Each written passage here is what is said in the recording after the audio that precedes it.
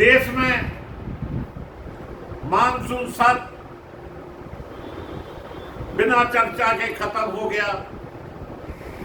गोली किसने चलाई थी, किसके आदेश पर चली थी, यह देश के गृह मंत्री को सदन में बोलना था, लेकिन नहीं बोला।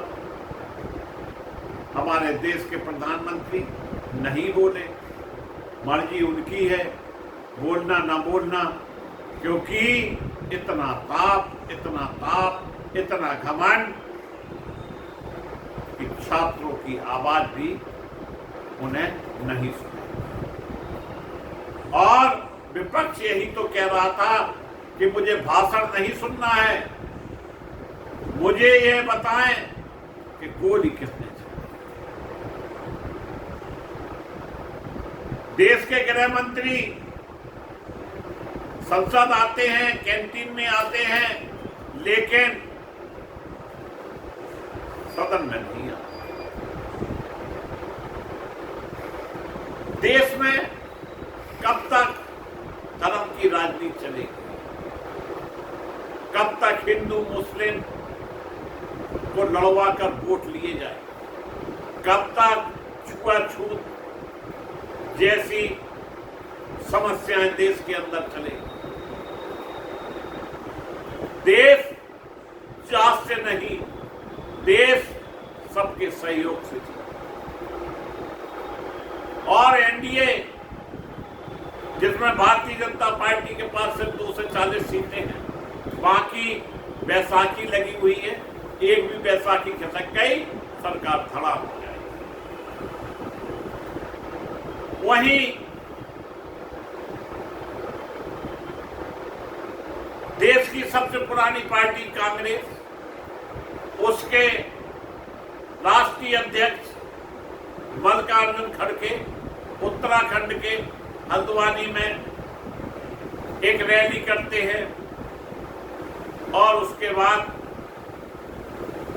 सुदृढ़ीकरण कराया जाता है। यानी कितनी गंदी सोच के साथ काम होना। क्या संदेश देना चाहते हैं कि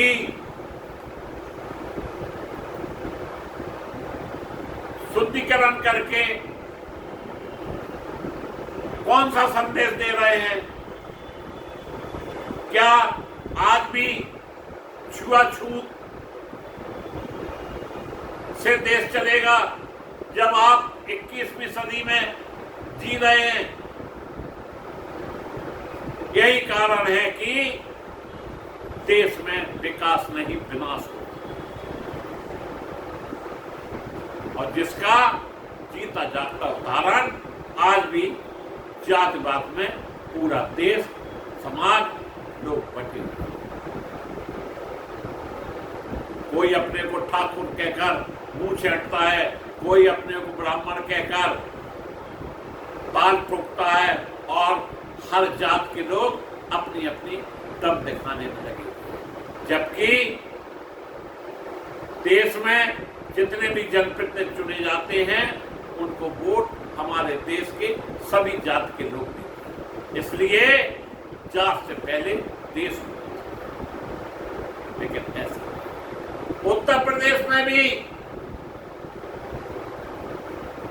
जब 2012 से 2017 तक अखिलेश यादव की सरकार थी, उसके बाद भारतीय जनता पार्टी की सरकार आई, और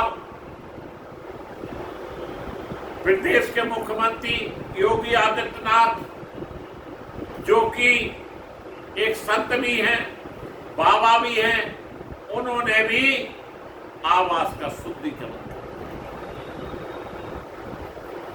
क्या समाज में संदेश दिया जाए? बात विकास की होना चाहिए, बात रोजगार की होना चाहिए,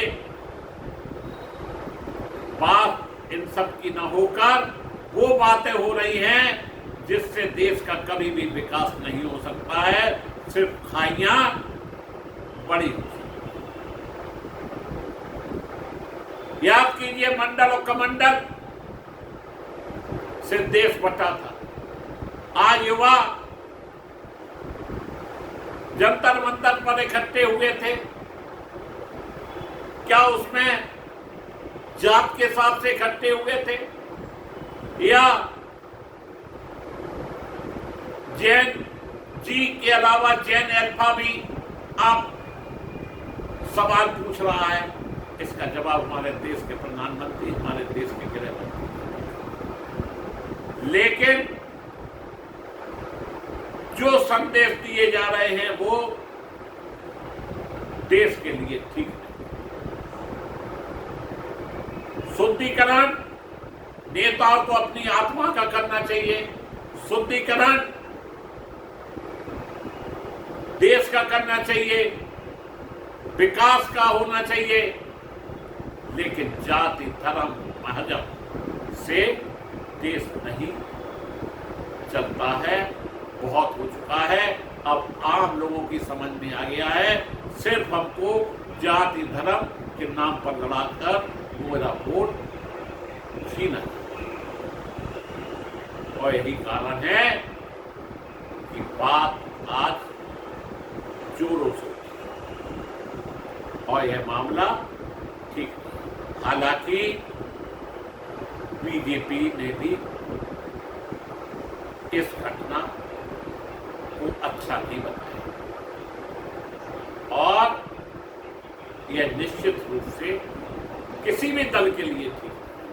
सभी दल में सभी जाति धर्म मजहब के लोग जुड़े हुए हैं। विचारधाराएं अलग हो सकती हैं, लेकिन देश एक है, देश के लोग सत्ता कर चुके हैं।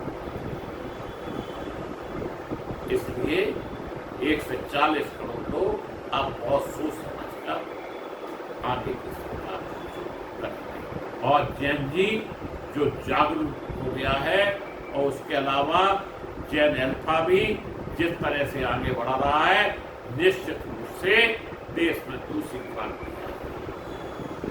आज के लिए इतना ही, फिर जल्द मिलेंगे हम आपसे किसी के साथ।